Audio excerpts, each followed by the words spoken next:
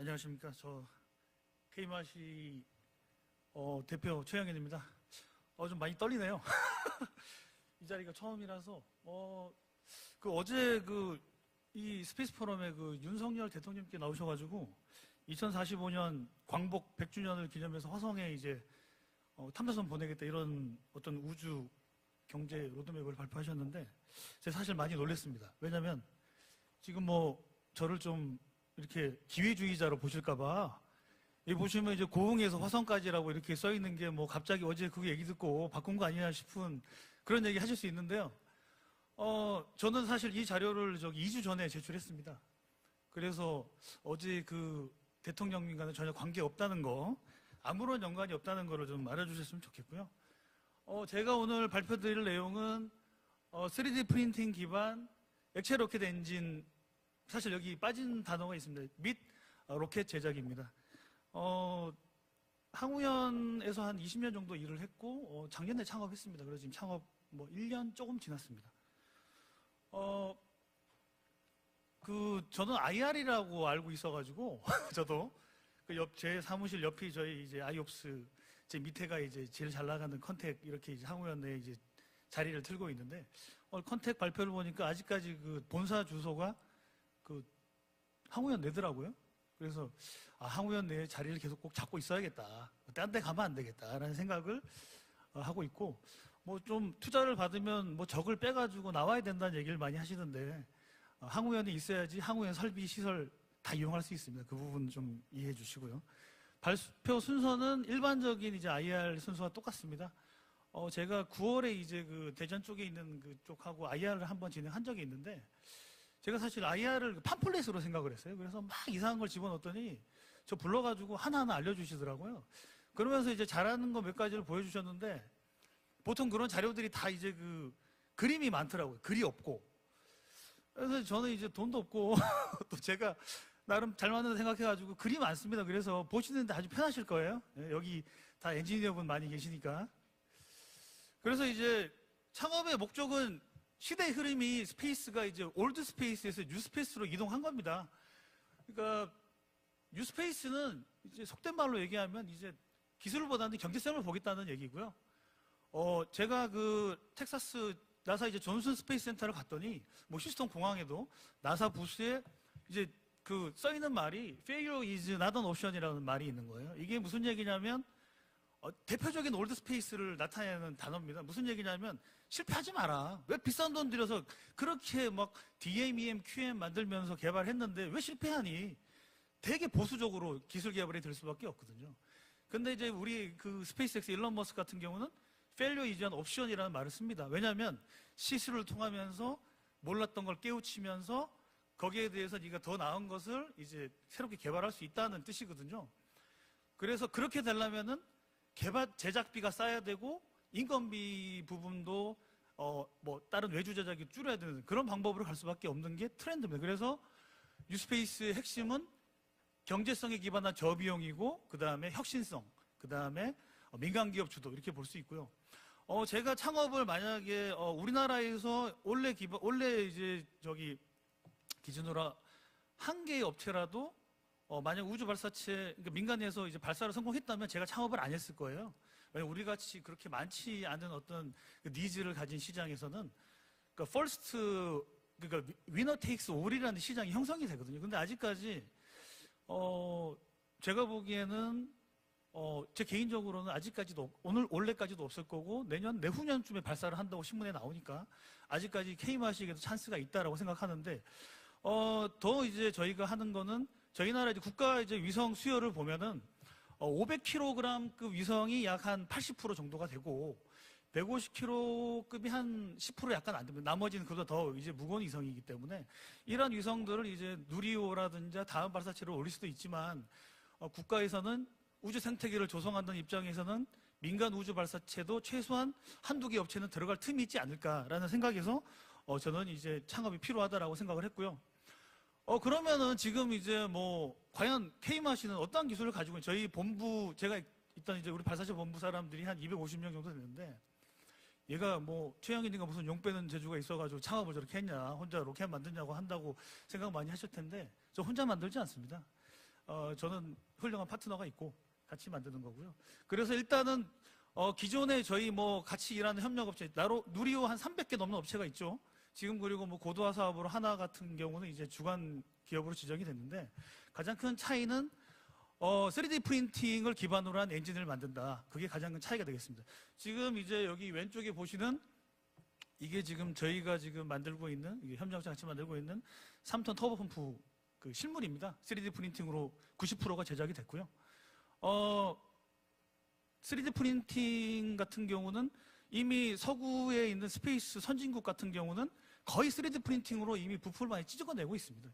지금 이제 가장 이제 뭐 스페이스X 스타쉽의 랩터 V2 같은 경우는 총 엔진 무게 대비 40%가 3D 프린팅으로 제작이 돼 있습니다. 그만큼 3D 프린팅은 범용적으로 지금 전 세계 모든 스타트업에서 쓰고 있는 부품이 아직까지 누리호에서는 지금 적용은 안 되고 있습니다. 연구를 한 적은 있습니다. 그리고 이제 가장 이제 저희 솔루션은 상용 위성이라고 하지만 사실은 상용으로 하기에는 미국에 있는 스타트업 기업들과 비교했을 때 저희가 가격적으로 처음에 따라갈 수는 없어요.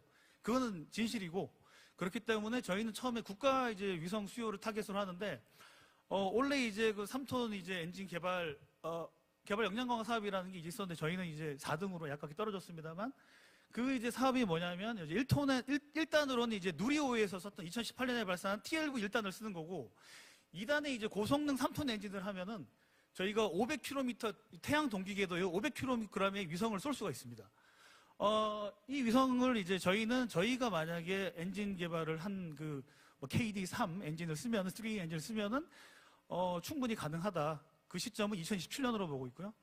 그래서 이 엔진을 저희는 이제 JB1이라고 이름을 지었습니다. JB라는 이름이 어디서 왔냐고 생각할 수 있는데, 강남 갔던 JB가 돌아오지 않습니다. 그래서 재사용을 꿈에 두고 그래서 JB1이라고 지었고요. 1이라고 지었고, 그 다음에 이제 1번 같은 경우는 정부가 도와줘야 됩니다. 과기부, 항우연 이런 데서 일단을 제공해야지 저희가 2단과 그걸 할 수 있기 때문에 과기부하고 항우에서 도와주지 않으면 저희는 로켓을 쏠 수가 없습니다. 그래서 두 번째로는 이제 K맛이 자체의 JB10이라는 이제 개념 설계를 임무 설계까지 마쳤고, 이렇게 했을 경우에 1단에 3톤짜리 지상용을 9개 클러스터링하고 2단에 3톤 엔진 똑같은 걸 사용할 경우에는 500km의 고도에 150kg의 위성까지 투입이 가능하다. 제가 아까 전에 말씀드렸지만 국가 수요가 150kg, 500kg 이 두 개로 이제 크게 나뉠 수 있는데, 저희가 타겟을 하는 게 150kg짜리 위성은 충분히 가능하다. 이 시점은 지금 나중에 말씀드리겠지만 2028년 정도로 보고 있습니다. 그래서 지금 그런데 왜 지금 창업하느냐, 더 빨리 안 하냐 이렇게 보실 수 있는데요. 가장 이제 사실은 스페이스X가 뭐 일론 머스크가 돈 내서 개발한 거 아니거든요. 나사, 다르파, 국방부 등등이 엄청나게 도와줬습니다. 그렇기 때문에 지금 근데 대한민국이 뉴스페이스로 인해 가지고 급격하게 우주 이제 R&D도 이제 움직이기 시작하고, 그 전에 여러 가지 사업이 이제 정부 국가기관 주도해서 민간 기업으로 이제 투자가 되고 있어요. 뭐 삼성에서 그러잖아요. 혁신이 일어나는 게 자연적으로 발생하는 게 아니고 돈을 쏟아부어야지, 쏟아부은 곳에 혁신이 나온다고 하거든요. 돈을 쏟아부어주면 혁신은 나오게 돼 있습니다.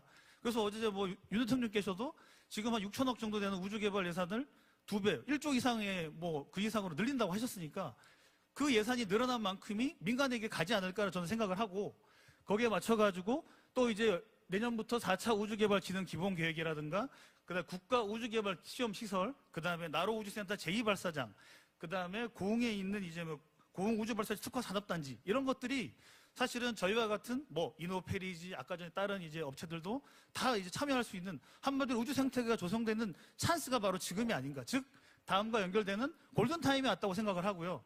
저희 나라가 제일 잘하는 개발 방법이 패스트 팔로우 전략입니다. 저희가 퍼스트 무버가 말이 쉽지 투자 아무 데도 안 들어와요. 아까 전에 이제 스타버스트 그 지사장님께서는 투자하신다고 하셨는데 아마 K마시는 해당이 안 되는 것 같고요. 저희는 이제 철저하게 잘하는 거, 우리나라가 잘하는 걸로 가자. 그래서 페이스 팔로우 전략으로 갈 예정이고요. 그래서 보시면은 뭐 미국의 런처 같은 경우는 지금 이제 EOS 그 AMCM이랑 협력해가지고 E2 엔진에 대한 이제 연소기 전체를 그 쿠퍼로 해가지고 지금 연소기 전체를 찍어내가지고 이미 연소 시험까지 성공한 상황입니다. 네. 그래서 이제 우주 시장을 탐삼섬으로 이제 한번 이제 보면요. 이게 신문 자료를 이제 탐구를 했고요. 그 전 세계 우주 시장이 2020년 기준으로는 555조 정도예요. 반도체 시장이 6, 700조 정도니까 우주 시장이 적은 게 아니에요, 사실은. 근데 이제 국내 우주 시장이 과기부 작년 자료를 보니까 한 4조 정도고 한 60% 이상이 이제 위성 및 활용 분야고 발사체는 한 0.37조. 그러니까 뭐 아까 전에 말씀하신 이제 김열 대표님 말씀하신 대로 이제 우리나라 우주 시장이 전 세계에서 1%가 안 되죠. 발사체도 전체 시장에서 한 10%, 우리나라 시장에서 10%가 안 됩니다. 근데 이제 이 전망이 이제 중요한데요. 2040년 기준으로 봤을 때 이제 모건 스탠리는 뭐 1100조, 그 중에 한 50%가 우주 인터넷 관련된 시장이라고 해요. 그리고 이제 그 메릴 린치 같은 경우는 한 3배 정도로 보고 있습니다. 저는 한 그 중간에 한 2000조 정도 되지 않을까. 그 중에 한 1000조 정도가 우주 인터넷 관련된 시장이라고 좀 보고요. 뭐 발사체 전공자가 무슨 위성까지 생각하느냐 할 수 있지만, 꿈은 크게 가져야죠. 예. 그리고 이제 전 세계 소형 발사체 같은 경우는 이제 혼다가 뭐 아시겠지만 혼다 자동차, 저희가 아는 혼다 자동차가 작년 9월에 이제 우주 발사체 시장에 뛰어든다고 선언을 했고 지금 개발 중입니다. 혼다는 2030년에 재사용 발사체 1톤까지를 100km까지, 1000km까지 쏘는 재사용 발사체를 10년에 개발한다고 이미 선명을 했고요. 그래서 혼다의 이제 그 신문 기사 같은 걸 찾아보면 2020년에 3.5조고 2025년은 한 9조대로 수행 발사 시장을 보고 있어요. 그래서 저는 이제 타겟을 한 번 발사하는데 한 300억 정도. 아까 전에 JB1 같은 경우 저희가 설정을 하고 있는데 한 번은 쏘지 않을까라는 희망을 가지고 있습니다. 그리고 이제 그렇다면 지금 이미 이제 한국의 이제 기라성 같은 지금 밸류가 한 1000억이 넘어가는 이노스페이스라든가 아니면 시리즈 B까지 300억 가까이 받은 페리지, 아직까지 투자도 못한 K마시, 어떤 차별점이 있느냐라고 생각하실 수 있는데요. 일단 K마시 같은 경우는 저희는 우리 한국이 제일 그나마 헤리테이지를 많이 가지고 있는 케로신 엔진으로 개발을 합니다. 지금 이제 차세대 발사체가 이제 가스 발생기 사이클에서 이제 다단연소 스테이지 컨버스천 사이클로 넘어갔는데 저희는 거의 앞서서 이미 스테이지 컨버스천으로 엔진을 설계하고 있습니다. 이미 단품 중에 한 30% 정도는 개발이 끝나 있습니다. 그러면 과연 K마시가 만드는 엔진이 경쟁력이 있느냐? 있습니다. 지금 하나 에어로스페이스 같은 경우 이제 고도화 사업을 땄기 때문에 하나는 이제 대기업이고 글로벌 방산 대기업, 저는 이제 로키드 마틴급으로 보는데 지금 누리호고 그대로 가죠. 누리호에 75톤 7톤 하면은 ISP라는 게 뭐냐면 엔진의 효율이에요. 자동차로 치면 연비거든요. 높을수록 좋습니다. 그래서 맥스가 저희가 75톤 7톤 같은 경우 325초 정도 나오고요. 그 다음에 이노스페이스 가로로 친 거는 무시한 게 아니고 제가 이제 신문이나 이런 것만 봐서 이 데이터의 정확성을 몰라서 그래요. 그래서 이노 같은 경우는 325초까지 맥스. 페리지는 이제 메탄을 사용하니까 370, 저희는 355 이 초가 나오는데 이 정도면은 사실은 소형 발사체 엔진이 전 세계에서 따라올 수 있는 엔진이 없습니다. 러시아 에네르고마시의 RD161이라고 이제 있는데 사진 속으로 존재하는 엔진이고요. 그리고 이제 저희가 개발한 엔진이 가장 비슷한 것은 11D 58MF라는 에네르기아 엔진과 거의 유사합니다. 예. 그래서 비즈니스 모델은 정부와 민간 기업의 R&D를 따가지고 거기 수주를 해서 아웃풋을 제공하는 게 있고요. 그 다음에 지금까지 말씀드린 국가 위성과 민간 기업의 위성을 수주해서 발사 서비스를 제공하고 처음에는 로켓랩과 그 다음에 스페이스X까지 꿈은 크게 가지라고 항상. 예. 그래서 저 경험은 항공연 20년 근무했고 최근 한 7년 동안에 엔진 쪽에 이제 인벌브 돼가지고 75톤, 7톤 제가 그 공정이라든가 일정 비용에 대해서 하나랑 항상 많이 얘기를 했었습니다. 그리고 소형 발사체 3톤 액체 로켓 엔진을 사실 2019년에 잠깐 1년 정도 한 적이 있는데 그때 PDR까지 진행을 했었습니다. 프릴리미너리 디자인 리뷰까지 진행을 했고요. 제가 가장 믿는 백그라운드는 이제 러시아에 있는 우크라이나의 죄송합니다. 플라이트 컨트롤 프로펄전이라는 회사와 같이 지금 협업으로 진행을 하고 있고 이 회사에 대한 자세한 정보는 홈페이지를 방문하시기 바랍니다. 그리고 이제 그럼 이거 정말 이렇게 할 수 있어? 라고 물을 수 있는데 MVP라는 개념이 있어요. 그 MVP라는 개념이 최소 기능 제품인데 저희가 이 회사랑 협력을 해가지고 3톤 엔진에 들어가는 밸브 2종을 개발을 해서 이미 완료했습니다. 3D 프린팅에 들어간 부품과 국내 기계 가공을 해가지고 시험까지 완료한 2개의 극조온과 상온의 체크 밸브가 있습니다. 지금 제 가방에 있는데 가져온 걸 깜빡했네요. 그래서 저희 계획을 이제 마지막으로 말씀드리겠습니다. 근데 이제 요즘 보면은 EVM이라는 개념이 새로 나왔어요. MVP는 리스크가 조금이라도 있는 거고 EVA는 리스크가 제거된 어떤 그 스테이지거든요. 그래서 그거 필요가치 달성이라고 달성 뭐 품무를 하는데 저희가 지금 가장 사실은 나로우 때 제일 힘들었던 게 러시아에서 그 EL을 안 주는 거였어요. 그래서 한 2년 정도 딜레이됐거든요. 그래서 저는 EL 획득이 만약 저희가 지금 계약이 거의 체결 직전인데 EL을 획득을 하면은 저희는 이 엔진은 온다. 같이 개발하는 엔진이 무조건 된다라고 생각을 하고 있고요. 그래서 2025년에 엔진의 성능이 한 3분의 1 정도 증명이 되는 3톤 엔진 파워팩 시험을 진행할 예정입니다.